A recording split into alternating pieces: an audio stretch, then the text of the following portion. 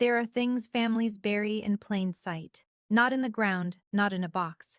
In the way they seat you at a table, in the way they pour your coffee before you ask, in the way a man you've never met looks at you from across a restaurant like you're already signed. My name is Nora Callahan.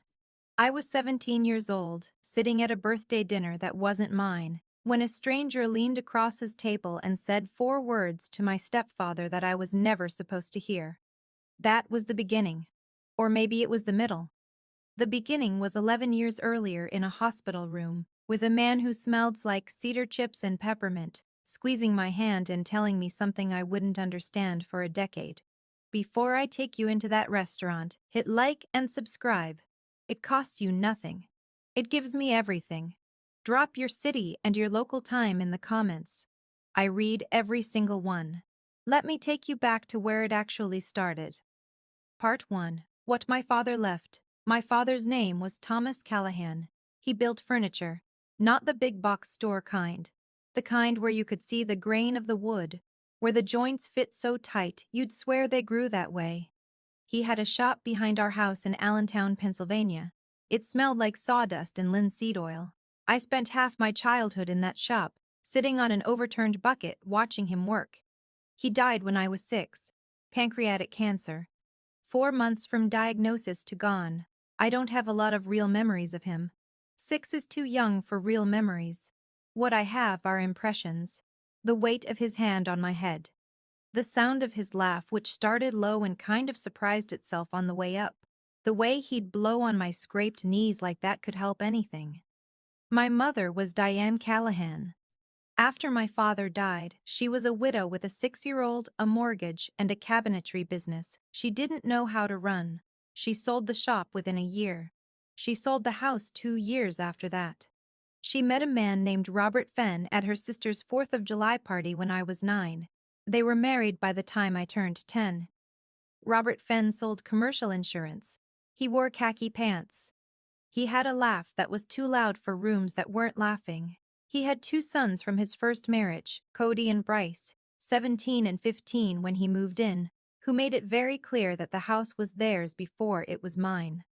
I learned fast that in this new family, I was a seat at the table that hadn't originally been planned for. My mother called it blending. I called it disappearing. I had one person who made me feel like I hadn't disappeared. My father's father. My grandfather, Patrick Callahan. Grandpa Pat.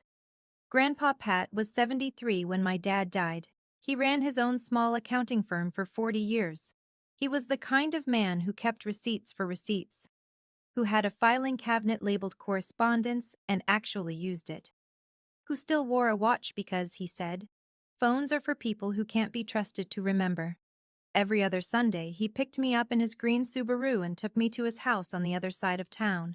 He made grilled cheese. He let me sit on the tall stool by his kitchen counter and talk. He listened the way people listen when they actually want to know the answer. When I was 12, Grandpa Pat sat me down in his kitchen and said something I didn't understand at the time. He said, "Nora, your father loved you more than he loved anything he ever built, and he built beautiful things. He left something for you. Not now, but one day. I'm going to make sure it gets to you the right way." I said, "Okay, Grandpa." He said, "The right way means from me to you with nobody in between. You understand?" I said I understood. I didn't understand.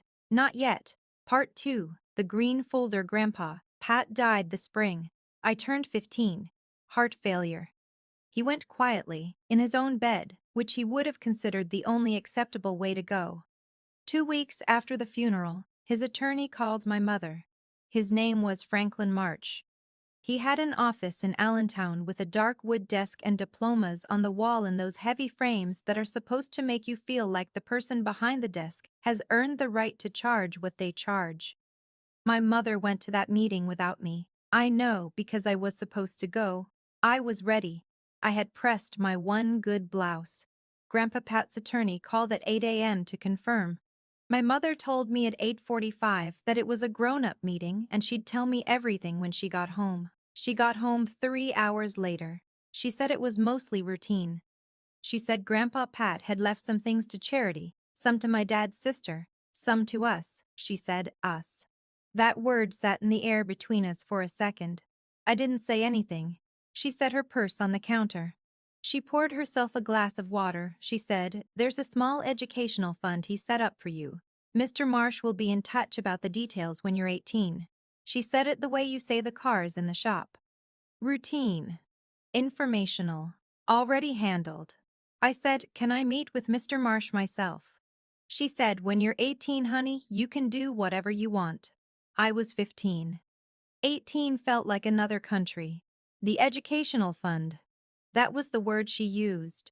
Educational fund, not a trust, not an inheritance, not your grandfather's life savings, which was what Franklin Marsh would eventually tell me it actually was. But I didn't know that yet. At 15, I believed her. I had no reason not to. I was the kind of daughter who believed things. For a while. Part 3. What I started noticing. The first time I noticed something was wrong, I was 16. It was a Saturday in November. I was home from school, sick with a cold, lying on the couch under a blanket. Robert was supposedly at a golf thing. My mother thought I was asleep. I heard her on the phone in the kitchen. Her voice was low. Not a secret low. A careful low. The kind of low you use when you're not doing anything wrong but you'd rather not be overheard anyway. She said, "Franklin said it releases in full at 18, not a portion. All of it." Pause. She said, "I know, but there are options. We talked about it." Pause. She said, "It depends on what she signs." I lay very still on the couch. The television was on low. The blanket smelled like dryer sheets. I kept my breathing even. She said, "Robert thinks we should use his guy in Bethlehem, somebody who knows how to structure things." Then she walked toward the living room, and I closed my eyes and she looked in, and she said, "Still sleeping?" I breathed slowly. She went back to the kitchen. I stared at the ceiling. I listened to the refrigerator hum. I thought about the word structure.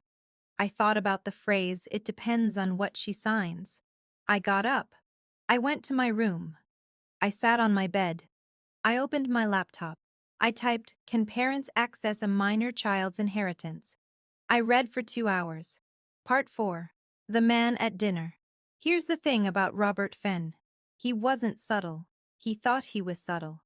He wasn't. He had a business partner named Gary Holcomb. Gary ran a financial services office in Bethlehem. The kind of office that had a lot of glossy brochures and a lot of language about family wealth management and multi-generational planning. The kind of office where the word trust got used so often it started to sound like a piece of furniture. Robert started having Gary over for dinner in January of the year I turned 17. At first it was casual. "Oh, Gary's in the neighborhood. Mind if he joins us?" Then it was weekly.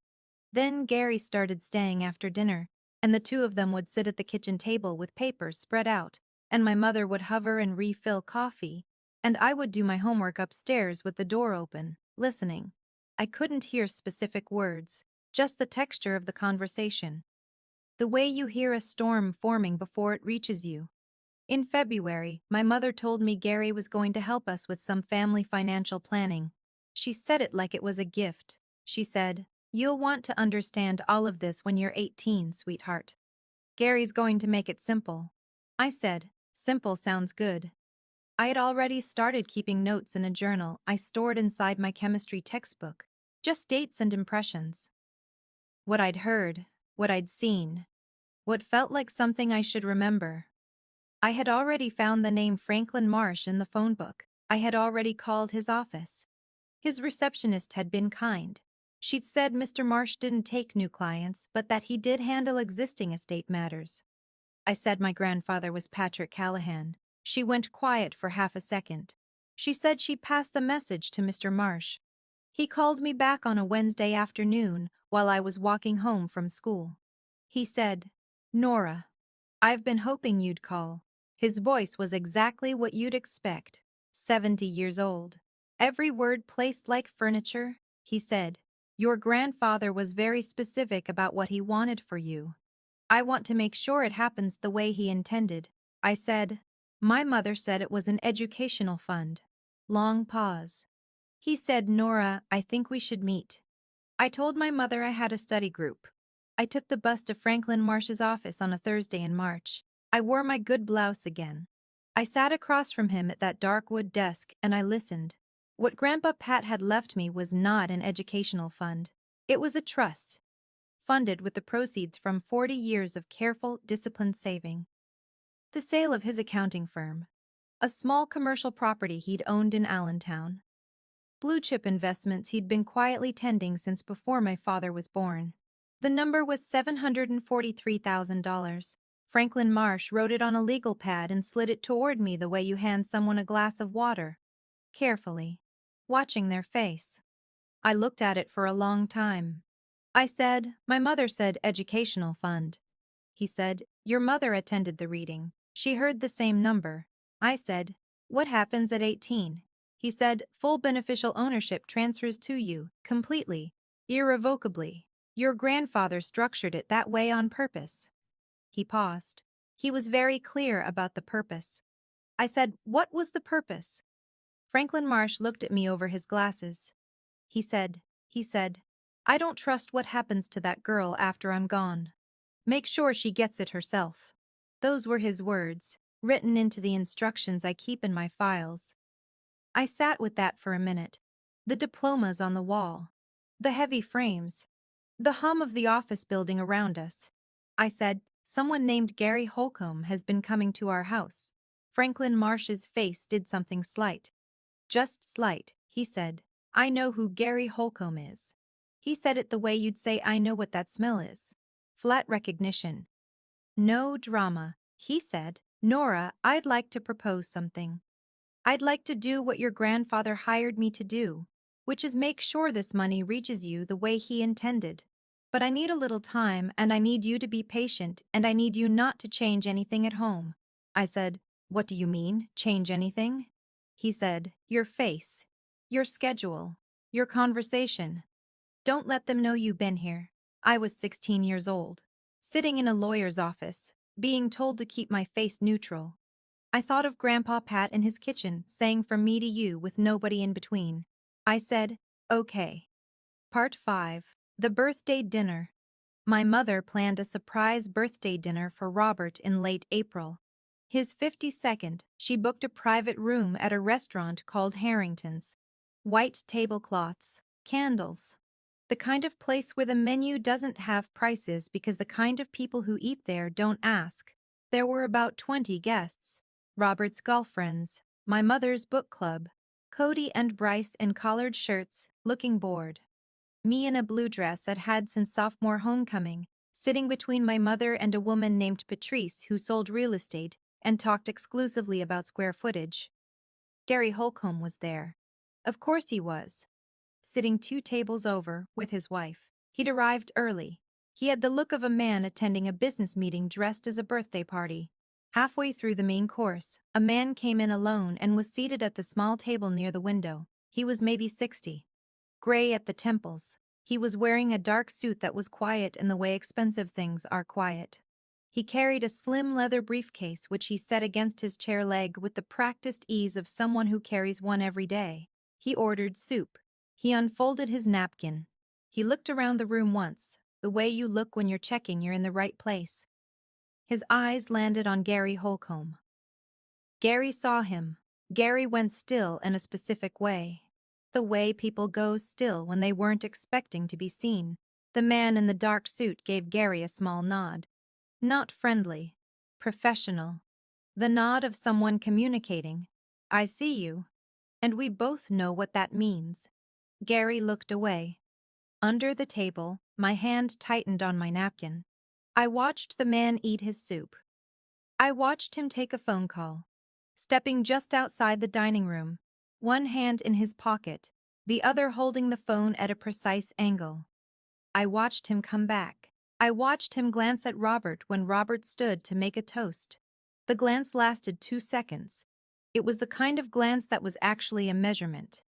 At the end of the dinner, when people were gathering coats and saying their goodbyes, I walked past the man's table on my way to the restroom. He looked up. He said quietly and without any particular drama, "You must be Nora." I stopped. he said. I'm sorry to do this here. I'm Franklin Marsh's colleague. My name is David Riss. I've been asked to verify some documents that were filed this week in Lehigh County. I needed to see the principals in person. I said very quietly, "What documents?"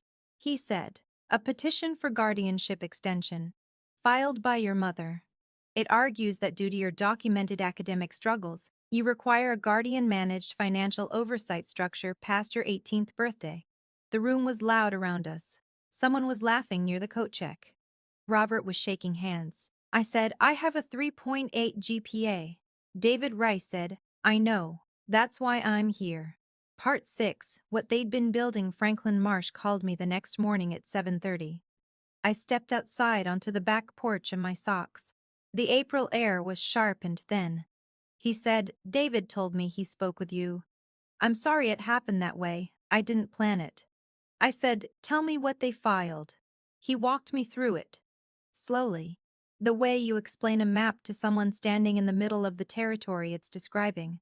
My mother and Gary Holcomb had been working with an attorney named Stephen Pruitt out of Bethlehem. Pruitt specialized in what Franklin called contested estate restructuring, which was a careful way of saying he helped families redirect inheritances before the intended recipient could legally claim them. The guardianship petition was step one. If granted, it would extend my mother's legal authority over my financial decisions until I turned 21. It would give her the right to sign on my behalf, to direct the trust disbursements, to essentially stand between me and Grandpa Pat's money for 3 more years.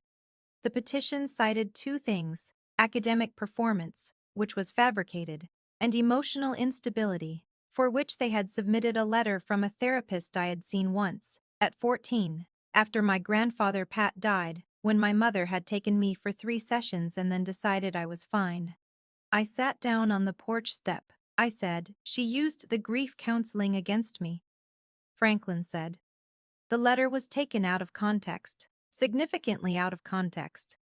The therapist has already been notified and is not pleased." I said, "What do we do?" He said, "We file a response. We file it today. And I want to do something else. I want to call a hearing before your 18th birthday, with a guardian ad litem, an independent attorney appointed to represent only you, not your mother, not the trust, you." I said, "How long does that take?" He said, 6 weeks if we move fast. My birthday was in 8 weeks. I said, "Move fast." Part 7, 6 weeks I went home. I set the table for breakfast. I poured orange juice. I sat across from my mother, and I was the daughter I had always been in this house. Quiet, present, unremarkable. She passed me the toast. She said, "Did you have fun last night?" I said, "The food was good." She said, "Gary was asking about you. He's really excited to help with the financial planning when you turn 18. I said, "That's nice." She smiled. She touched my hand. She said, "We just want to make sure you're taken care of, sweetheart. That's all any of this is." I said, "I know, Mom." She had no idea I'd spoken to David Riss the night before. She had no idea Franklin March had filed a response to her petition at 9 a.m. that morning. She had no idea that in 6 weeks there was going to be a hearing, and that a woman named Judge Carol Hess in Lehigh County was going to read a petition built on a fabricated transcript and a misrepresented therapy letter, and that it was going to go badly for the people who filed it. I kept my face even. I did my homework. I went to school. I did not tell my friends. I did not write it in my journal, which I started keeping in a locker at school instead of a chemistry textbook. I called Franklin every Wednesday at 4. Short calls, status updates. He was patient. He had the voice of someone who had done this before. Not this exactly. The general shape of this. People who were supposed to receive things and were being maneuvered away from them and needed someone to hold the legal line while they waited. Week 3, he told me Stephen Pruitt had withdrawn from the case. He didn't say why. He didn't have to. Attorneys withdraw for reasons. Those reasons often involve not wanting their bar number associated with a document built on fabricated academic records. Week 4, the guardian ad litem was appointed. Her name was Sandra Cole. She called me on a Tuesday evening. She said, "Nora, I've been appointed to represent your interests in this proceeding. I want you to know that means your interests, not your family's, not the estate's, yours. I said, okay. She said, I've read the petition. I've read your academic record. I have some questions. I said, ask whatever you need. We talked for an hour and 20 minutes. At the end, she said, Nora, your grandfather was a very careful man. I said, he was. She said, he was careful about you specifically. I can see it in how this trust was written. I said, he used to say he wanted to make sure it got to me the right way.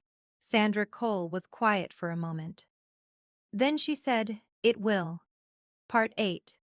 The hearing was on a Thursday morning in June. Courtroom 4B in Lehigh County. Wood paneling, fluorescent lights, the smell of carpet that had been cleaned many times without ever getting clean. My mother arrived with an attorney I didn't recognize. Young. Expensive suit. He had the look of someone who'd been hired fast. Robert sat in the gallery. Cody and Bryce did not come. Gary Holcomb was not there. Gary Holcomb was, Franklin later told me, dealing with a separate complaint filed with the Pennsylvania Department of Banking and Securities regarding his advisory practices. He was going to be occupied with that for some time.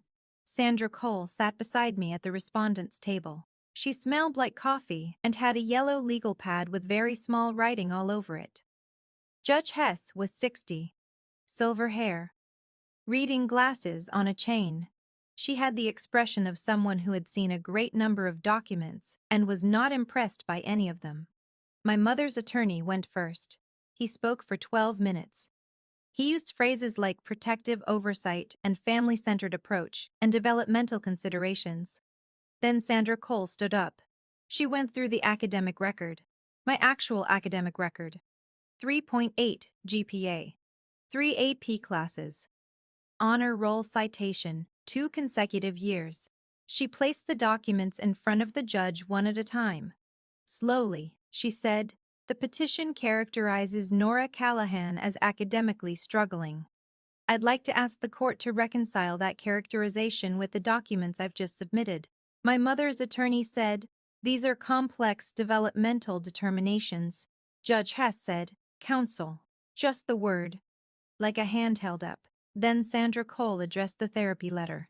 She had a signed statement from the therapist, a Dr. Alicia Ben, clarifying the context and scope of the sessions and explicitly stating that nothing in those sessions supported the conclusions drawn in the petition. Dr. Ben's statement used the phrase misrepresentation of clinical documentation. She used it twice. Judge Hess read the statement. She read it twice also. She looked up. She said, Mrs. Fenn, is your daughter's inheritance the subject of this petition? My mother's attorney started to object. Judge Hess did not look at him. My mother said, we're just trying to protect her. Judge Hess said, from what, specifically? Silence. The fluorescent lights hummed. Somewhere in the building a door closed. My mother said, from making decisions she's not ready for. Judge Hess looked down at her papers. She looked up again. She said, the petition is denied. Court costs are assessed to the petitioner. I'm referring the academic record discrepancy to the county clerk for review. She took her glasses off. She looked at me directly for the first time. She said, Miss Callahan, happy early birthday. I said, thank you, Your Honor. Part 9. What came after my 18th birthday was quiet. Intentionally quiet. I was done with rooms full of people who thought they were celebrating me. Franklin March came to his office on a Saturday, which he said he never did, and walked me through the trust documents across that dark wood desk. He used small words. He wrote terms on the legal pad. He was patient in the way of a man who had been waiting to do this for a long time and was glad to finally be doing it. The trust transferred into my sole ownership at midnight on my birthday. $743,000, grown in the years since Grandpa Pat's death to $76 to $1,842, well managed, carefully tended. The way Grandpa Pat did everything. Franklin said, your grandfather chose me because he knew I'd wait as long as it took. I said, how long have you been doing this? He said, holding? Since your mother came to that first reading. I knew the minute she said us what we were dealing with. I looked at him across the desk. I said, "You've been watching out for this for 2 years." He said, "Your grandfather asked me to." I said yes. It was the easiest yes I've said in 40 years of practice. I cried then. Not loudly. Just the kind of crying that happens when something you've been holding for a long time finally gets set down. Franklin slid the box of tissues across his desk with the efficiency of someone who kept them there for exactly this. He said, "Take your time. Robert and my mother's marriage did not survive the summer. It wasn't dramatic. It was practical.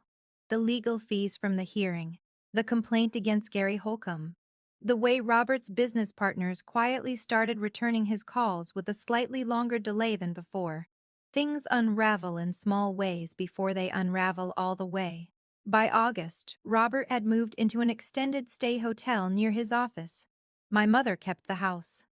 She also kept the second mortgage they'd taken out in March, which Robert had told her was for a business expansion, and which was actually partly for Stephen Pruitt's retainer.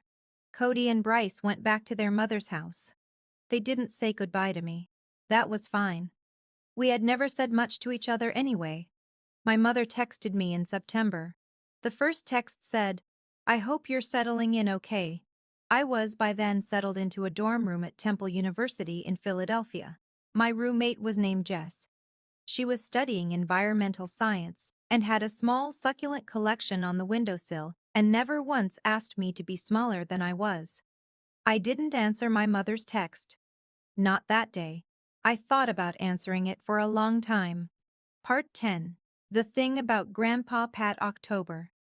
A Saturday. I was at the library, 4th floor, window seat when I took out my phone and looked at my mother's text again. 11 texts now. Ranging from, "I hope you're okay," to, "I made mistakes," and I know that to one that said simply, "I miss you," with no punctuation, which felt the most honest of all of them. I thought about Grandpa Pat, about what he would say.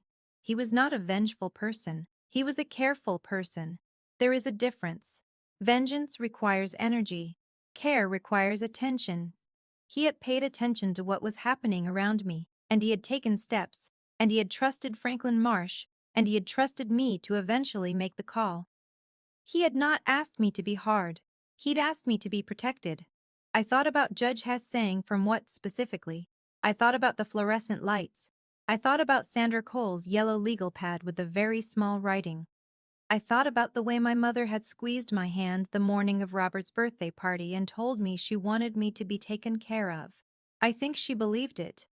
I think she believed that what she wanted for me and what she wanted for herself were the same thing. I think that's the most complicated part. I wrote back, "I'm okay. I'm in Philadelphia. I needed time." She wrote back within a minute, "I know. Take whatever you need." I put my phone face down on the library table. Outside the window, leaves were coming down in slow, even spirals. The kind of October afternoon that feels like it was designed for exactly the kind of moment you're having. I thought Grandpa Pat would have liked it here. He would have liked the library. He would have found a seat by a different window and taken notes on a legal pad. I thought he would have said, "Nora, the money is not the point. The money is just the proof that someone loved you carefully." Epilogue. 1 year later. April. A Saturday, my 19th birthday. I am sitting in the same library, different floor, bigger window. Franklin Marsh emailed me this morning. The subject line said annual statement. The body said trust value as of April 1st, $789,204. Everything is in order. Happy birthday, Nora. Your grandfather would be very proud. I wrote back, "Thank you for everything." He wrote back, "Thank you, grandfather. I just answered the phone. I have a coffee. I have an organic chemistry textbook I am ignoring. I have a pre-law club meeting at 2 o'clock with 7 other people who all talk too fast and want to change things and remind me every week that the world has laws in it for a reason. I have my mother's number in my phone. We have spoken 3 times since September. Short conversations. Careful. Like 2 people figuring out whether there's still a road there. There might be. I don't know yet. I'm not in a hurry to find out. What I know